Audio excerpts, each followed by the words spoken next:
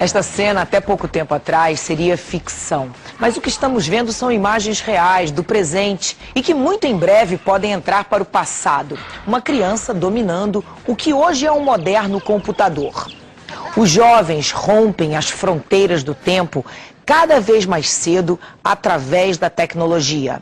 O homem encerrou o século XX com o poder de copiar sua própria fórmula genética, seu DNA, e criou uma rede poderosíssima de comunicação que une o planeta, a internet. Bom, a privacidade acabou.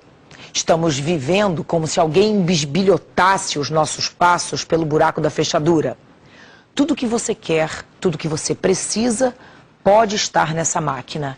E para muita gente, a própria felicidade depende do computador. Computadores que vão deixando para trás o que chamávamos de futuro.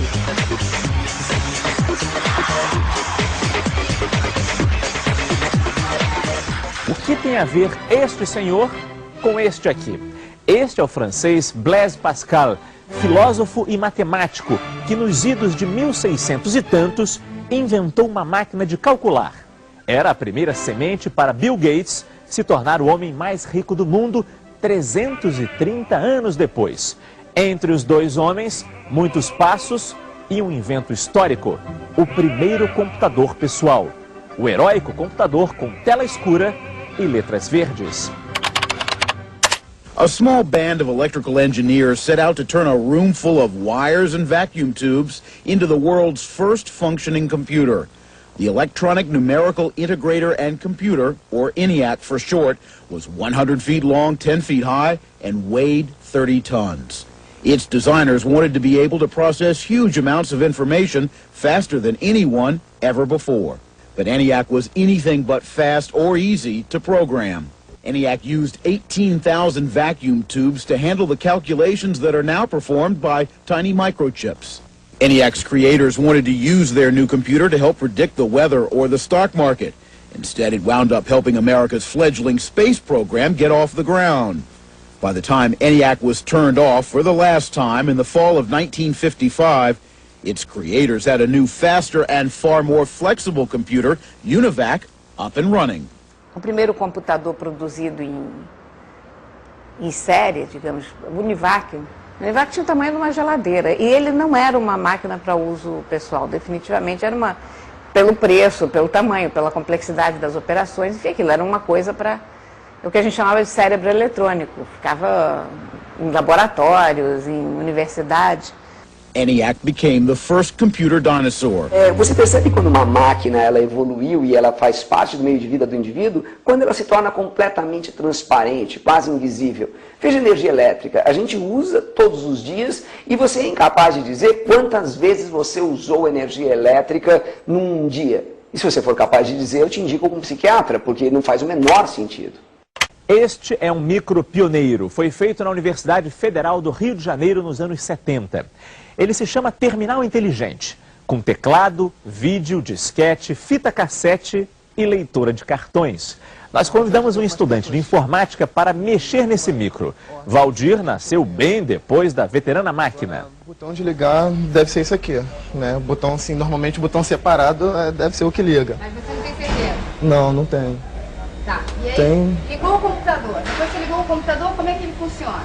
Explica pra gente. Deve ter ligado. Ou não ligou, não sei. Talvez não tenha sido o botão certo, mas ele ligando deve aparecer alguma coisa e deve pedir alguma coisa minha, né? Algum retorno meu. Só que aí agora eu não sei de onde de que lado eu jogo, se é daqui ou dali, né? Você imagina que vai aparecer o que nessa telinha a hora que você ligar esse computador? Não faço ideia. O que vai aparecer, não sei, talvez um pedido de alguma instrução que eu deva dar a ele para ele executar alguma operação. Agora, como que eu vou passar essa informação a ele, eu não sei, se é por aqui ou pelo teclado mesmo. Por aqui talvez fosse mais fácil, mas eu não sei como ele pedir isso, não sei se eu tenho que pedir alguma coisa, passar alguma coisa daqui antes, depois do teclado. E essas fitinhas? Exatamente, isso que eu reparei agora. Não sei como é que funciona isso. Caramba. Pra que serve isso? Você não sabe nem pra que serve? Não sei, tá dizendo que é um terminal inteligente, ele que deveria me ensinar. Mas eu me sinto perdido na frente dele. Com um mini computador doméstico, uma pessoa pode organizar o orçamento familiar, controlar todas as contas e o estoque da despensa, estudar, criar jogos e brincadeiras e, como diz o engenheiro José Roberto Trindade, que tem um desses aparelhos em casa, até arquivar receitas de bolo. Então era só colocar, pedir o número da receita, a receita apareceria na tela. Você colocaria o número de pessoas e daria a quantidade exata para se fazer para 2 pessoas, ou para 10, ou para 100, a quantidade que você colocar sem maiores cálculos. É só colocar no teclado quantas pessoas imediatamente aparecem. E, de acordo com o diretor do Centro de Processamento de Dados do Estado de São Paulo, o computador já está entrando nas casas brasileiras. 50 milhões de pessoas em 160 países estão se comunicando através de uma super-rede de informação, a internet. Mas você sabe o que é preciso para participar da internet? Essa rede mundial da informação começou a funcionar nos Estados Unidos em 69.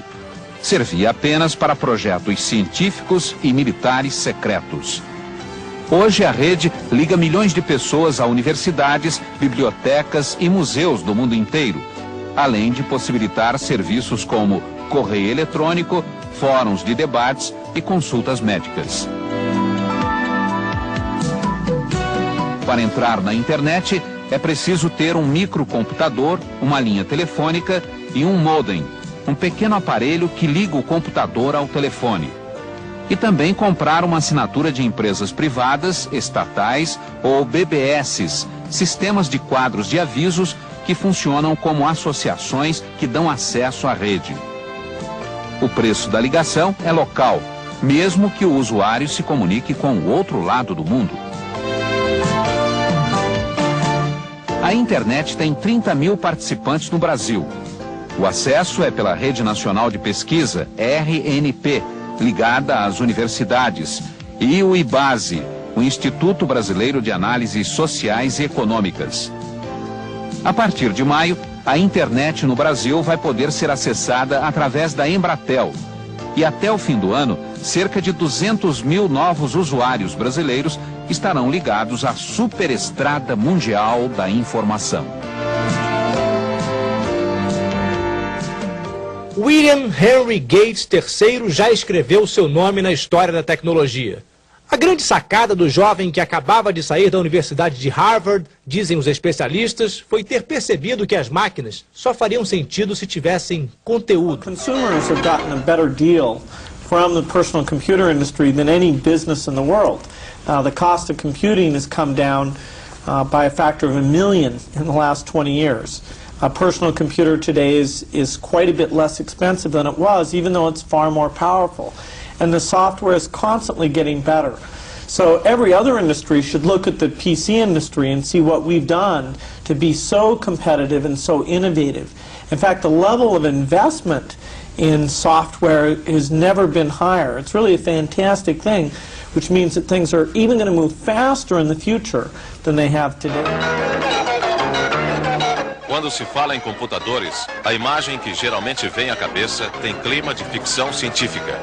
Ambientes gelados, com luz artificial e ruídos estranhos, onde máquinas substituem os homens na tarefa de memorizar, calcular, pensar, decidir. Mas a verdade é que esse clima já saiu da ficção e se instalou na realidade. Hoje, a microeletrônica é a segunda maior indústria do mundo, só perde para a do petróleo.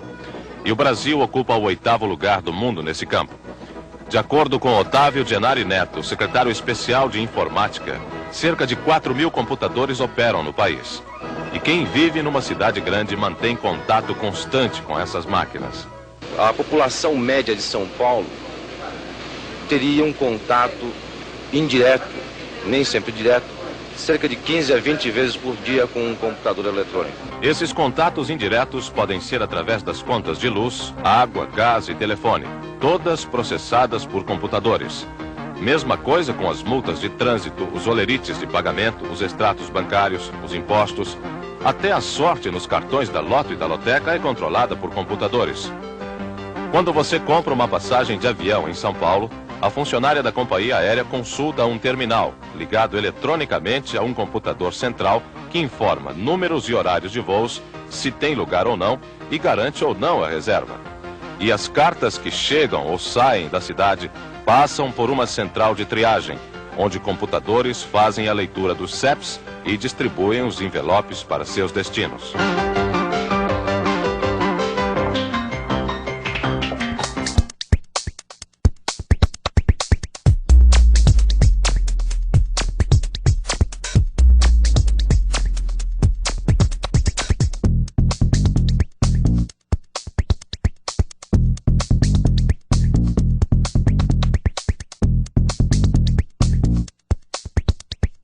A palavra futuro sumiu do dicionário. Na década de 70, na década de 80, você falava, no futuro teremos isso, no futuro faremos aquilo. Hoje o futuro não quer dizer nada, porque você está bem no meio dele. Você anda no elevador transparente, você enfia a comida congelada numa caixinha, aperta um botão, ela sai quente dela, você vive já no futuro. E esse futuro é tão intenso e ele é tão vívido na vida da gente, que é muito complicado você dizer, olha, isto aqui eu consigo identificar de onde ele surgiu. Não, quase todos os equipamentos são interligados e quase todos eles conversam entre si. Então, à medida que uma pequena nova válvula, um pequeno novo transistor é inventado, toda a cadeia de produtos que depende dele acaba evoluindo junto.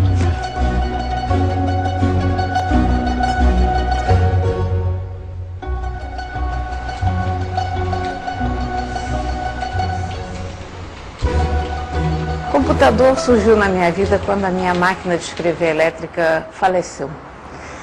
Uma máquina de escrever elétrica na época, a gente está falando aí em 86, 87, custava uma coisa tipo $1000, que na época era um dinheiro bacana. E eu estava meio arrasada, que ia ter que comprar uma máquina de escrever elétrica nova, aquela coisa. E aí um amigo me perguntou por que eu não comprava logo um computador. Eu disse, mas eu vou fazer o que com o computador? Ele disse, bom, você escreve no computador. Você faz tudo que faz com a máquina de escrever e ainda por cima você consegue jogar xadrez com o computador. Aí eu achei ótimo e comprei. Ele, até me lembro do preço, porque o primeiro computador a gente nunca esquece, né? Em vez de eu gastar $1000 que eu já não tinha, eu gastei 2.200 e fiquei endividada assim durante uns 3 anos até pagar aquele primeiro computador.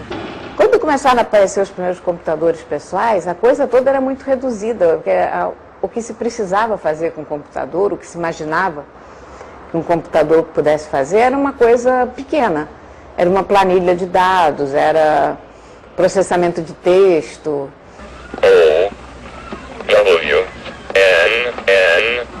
Era eventualmente CAD, o CAD é o Computer Aided Design, que os arquitetos usam muito, os engenheiros usam também até hoje. E aí começaram a aparecer as aplicações gráficas e começaram a aparecer os games. E os games puxam muito pelo desenvolvimento da indústria.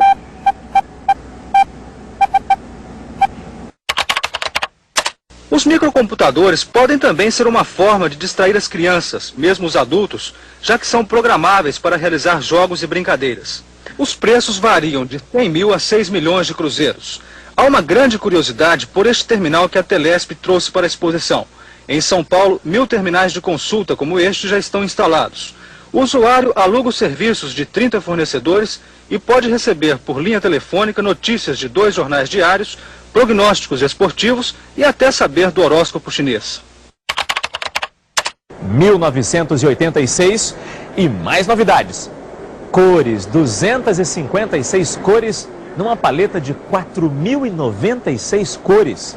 Vários níveis de cinza, as 3 dimensões na telinha. E lá estavam as impressoras, brindando o nosso nacionalismo.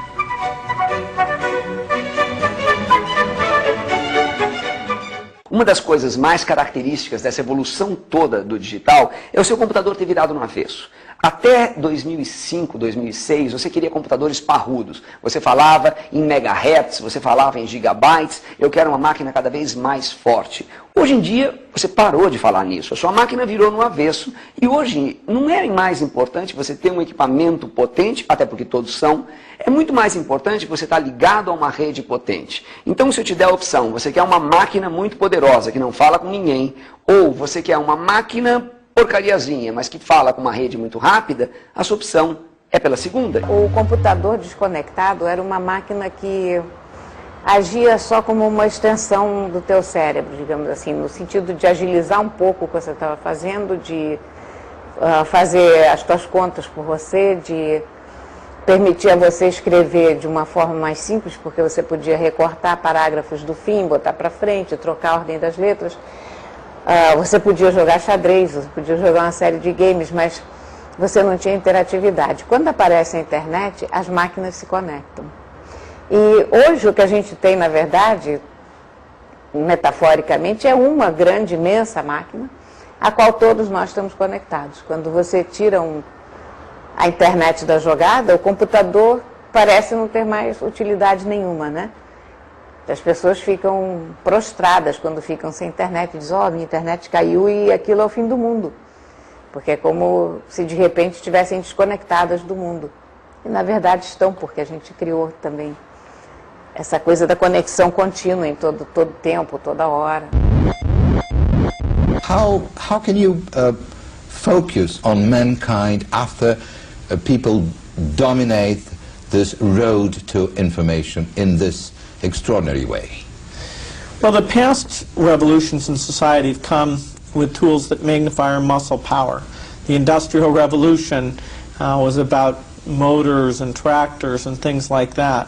Here we have the tool that magnifies our brain power and lets us stay in touch with people even though they're not in the same location. It lets us find resources no matter where they are very easily. And so the internet is a major revolution. It is a very big change. It is the centerpiece of this information age. And certainly the impacts of that will be very broad, but it's up to humans to decide how we want to use it. Do you believe that the differences in culture will eventually change or disappear or will not count? No, I doubt that very much. In fact, when I walk the hallways of Microsoft, I can see that people at Microsoft who come from different countries are using the internet to get out and listen to radio programs from their country. You know, I hear radio programs from India or Israel or Brazil or all the different places. Or you can send electronic mail to your friends and relatives who are back in your home country. So the ability to reach out and pursue your cultural interests is greatly improved by the internet. Just because we all watch TV, we all use the telephone, doesn't mean we have the same interests. And so we'll take this and use it as a tool for cultural interests. Você sabe como a internet surgiu no Brasil? Para responder a essa pergunta, precisamos voltar ao ano de 1989, quando um grupo de acadêmicos de várias universidades espalhadas pelo país buscava conexões com outras redes acadêmicas internacionais. O professor Demi Getchko era um dos integrantes dessa equipe e nos conta que os primeiros pacotes TCP/IP brasileiros foram transferidos entre Brasil e Estados Unidos em janeiro de 1991. Eram apenas algumas linhas de texto, e-mails simples, mas que chegavam ao destinatário instantaneamente. Uma revolução para a época. Era incrível, porque na época você conseguia entrar em contato com qualquer pessoa, e o correio eletrônico na época tinha um grande valor. Em geral, quando você recebia um correio eletrônico, você se apressava a responder rapidamente, porque não havia o que há hoje, o excesso de lixo, de spam. Então as cartas eram todas consideradas de extrema importância. Então o status da ferramenta correio eletrônico era muito elevado na época. Você consegue imaginar que naquela época o backbone de todo o Brasil, ou seja, a conexão mais rápida existente, era de 4.800 kbps, ou quase 12 vezes mais lento que uma conexão de escada? E por isso mesmo, cada pacote de dados era tratado com extremo cuidado para que não houvesse nenhum desperdício de banda. Porque na época não tinha imagem, então, na verdade, essa história de que uma imagem vale 1000 palavras, é verdade também no tamanho. Uma imagem, em geral, é muito mais do que 1000 palavras. Então, se você manda um monte de carta de correio eletrônico, isso é muito menos do que uma imagem, uma simples imagem digitalizada. Os domínios .br foram registrados em 1989, antes mesmo da primeira transferência de dados entre computadores brasileiros e estrangeiros. Isso era o início da formação de uma rede nacional, já que cada computador ganhou um nome. O seu computador hoje, em casa, tem um nome, só que esse nome é em forma de número, que os técnicos chamam de endereço IP. IP de Internet Protocol. Essa base de registros foi então estruturada na Fundação para o Apoio à Pesquisa de São Paulo, FAPESP, e depois foi transferida para o Núcleo de Informação e Coordenação do .br, o NIC.br. Todo mundo que registra um site no Brasil faz isso por meio do NIC.br. A rede começou muito acadêmica, mas por volta de 93, 94, já havia movimentos de provedores, né, que tentavam transformar as velhas BBS, que eram redes de troca de mensagem sem conexão com o mundo, em algo conectado ao mundo. O que trouxe a grande explosão da rede, em minha opinião, foi a existência da World Wide Web. Quer dizer, quando entrou o www, que foi a forma das pessoas criarem sites, criarem conteúdo, isso causou uma explosão, porque isso também permitiu o comércio na rede. Seria muito difícil comerciar na rede, ou fazer transações de compra e venda, se tivéssemos só correio eletrônico. Tem que mandar uma carta, dizendo, quero comprar tal coisa, pode ser, pode não ser. Ia ser muito delicado e muito complicado fazer isso. Com a World Wide Web, se abriu um novo mundo aí de transações na internet. Mas tudo só começou a mudar mesmo quando os 3 Ws entraram na história. O www de World Wide Web, ou simplesmente Rede Mundial em português, trouxe consigo as primeiras páginas como as entendemos hoje, e para navegar por elas, os primeiros browsers. Em 1993, o Mosaic surgiu como a melhor solução para navegar pelas páginas da rede. Aí, aquela rede pequena, utilizada para fins acadêmicos, caiu nas mãos de todo o público. Era o início do boom da internet. Até 94, 95, os registros eram feitos 1 a 1. Alguém pedia um domínio, era 1 por dia, 2 por dia. E aí o Alberto Gomide, que era o técnico responsável na FAPESP por isso, fazia o registro na base de dados. Em 95 foi criado o comitê gestor, já se prevendo que haveria uma explosão da internet no país. Em 96 já se viu que não dava para continuar registrando 1 por 1, porque começou a aparecer uma grande demanda de áreas não acadêmicas, e aí nós contratamos um software, foi desenvolvido um software dentro da FAPESP, foi contratada uma equipe de pessoas que enriqueceram a equipe original, e foi criado um software que foi sendo aperfeiçoado e roda até hoje, que permitiu automatizar o registro. A automatização do registro é de fins de 97. Desde a primeira onda da web, o registro de domínios .br cresce cerca de 20% ao ano. Uma curva ascendente tão forte que algumas regras precisaram ser definidas para evitar problemas. Na internet vale o conceito de quem chega primeiro e registra o nome que está disponível, ele fica com aquele nome, se não houver nenhum tipo de problema. Então, evidentemente que no começo da rede houve uma corrida para nomes, e o comitê gestor tomou cuidado, vendo que isso podia gerar um monte de problemas. Então, se vocês lembram das providências por volta de 97, 98, na época nós tínhamos restringido o registro a 1 domínio por CNPJ, para garantir que não haveria uma corrida a nomes que depois poderia fraudar legítimos titulares. Isso foi mantido até 99, quando abrimos para 10 registros por CNPJ, e hoje nós abrimos sem limite, porque a gente acha que quem não acordou até agora para a rede, já é um pouco tarde para chamar a atenção dele. Realmente difícil encontrar alguém que ainda não tenha acordado para a internet. A rede está promovendo mudanças em todo o planeta, aproximando pessoas, facilitando a vida de todos nós. E se tudo isso aconteceu em menos de 20 anos, fica até difícil imaginar o que ainda vem por aí. A internet, na verdade, hoje em dia principalmente, ela se tornou uma gigantesca cidade pequena. Você fala, uma rede mundial, mentira, você conhece, tem algum amigo na África? Não tem. Quantos amigos você tem na Ásia? 2 ou 3? Bom, mas a África mais a Ásia somam 3/4 da população do planeta e você não tem nenhum amigo lá? Então não é uma rede mundial, é uma cidade minúscula que todo mundo tem comportamento de cidade minúscula. Então numa cidade minúscula, se você encher a cara, todo mundo sabe. Se você der um vexame, todo mundo sabe. Se você se destemperou, todo mundo sabe. E todo mundo te conhece muito bem. No mundo do Twitter, no mundo do Facebook, no mundo do Skype, todo mundo te conhece muito bem. Todo mundo sabe todas as besteiras que você fez e todo mundo passa o dia inteiro a fofocar. Então quando o indivíduo falava há um tempo, não, olha, eu passo 10 horas por dia na internet, ele ainda conseguia convencer os pais que ele estava num ambiente de estudo, ele está num enorme ambiente de fofoca, quando não está num ambiente de videogames. Eu tenho vários brinquedinhos. Esse aqui eu já não considero mais um brinquedo, quer dizer, eu passo tanto tempo colada nessa máquina aqui que ela é uma extensão. Um dos meus brinquedos favoritos nesse momento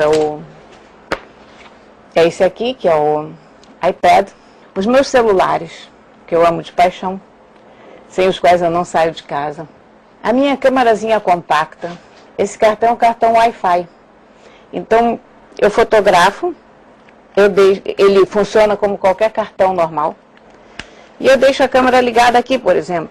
E quando eu chego, as fotos já estão todas no computador, porque todos trabalham dentro da mesma rede Wi-Fi. Esses brinquedos todos que eu estou mostrando, aliás, esse aqui é o Samsung Galaxy Tab.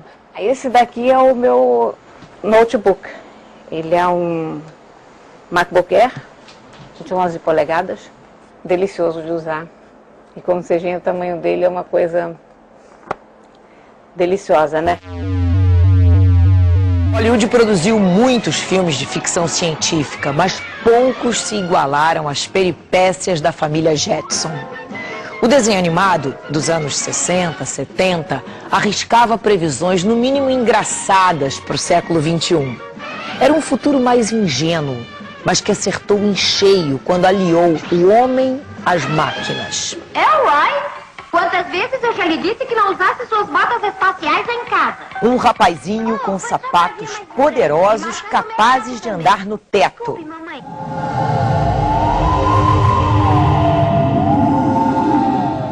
O que é que você quer comer agora? Nada, obrigada. Estou de dieta. Espere aí. Você não esqueceu do seu maiô? Não esqueci. Essa é sua roupa de banho? É o modelo mais sensacional e moderno, mamãe. Esteiras para se caminhar.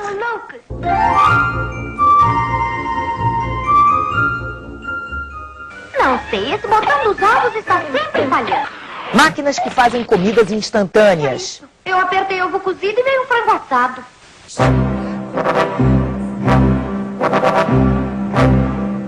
Tudo eletrônico para facilitar a vida. Um outro personagem que não sai da nossa memória é o computador HAL, do filme 2001, Uma Odisseia no Espaço. Foolproof and incapable of error. HAL 9000, o computador não erra. Ou melhor, programado para ter sentimentos, não é capaz de admitir erros. Good evening, Dave. How you doing, Hal? Everything's running smoothly, and you? Oh, not too bad. Quando os astronautas descobrem que ele cometeu um errinho, HAL decide matá-los. Um dos astronautas morre no infinito, mas o outro se salva. Em defesa própria, desliga a inteligência assassina do computador. Dave, my mind is going. E vai sozinho rumo a seu trágico destino. Por mais que sejam avançados os computadores, eles não têm nem longínquamente, né? A capacidade de um ser humano qualquer. Quer dizer, não só em termos quantitativos, não é só porque o nosso cérebro tem uma quantidade de conexões muitíssimo superior ao computador, né? Porque alguém poderia imaginar, bom, mas então é questão de tempo construir um computador que tenha o mesmo número de conexões do cérebro humano. Mas não, é uma questão de qualidade, é uma questão de conceito, né? Basta dizer que o nosso cérebro não tem software e hardware, ele é uma coisa só, né? Funciona de maneira muito obscura, quer dizer, a ideia de que o computador é um cérebro eletrônico é uma ideia dos anos 50, né?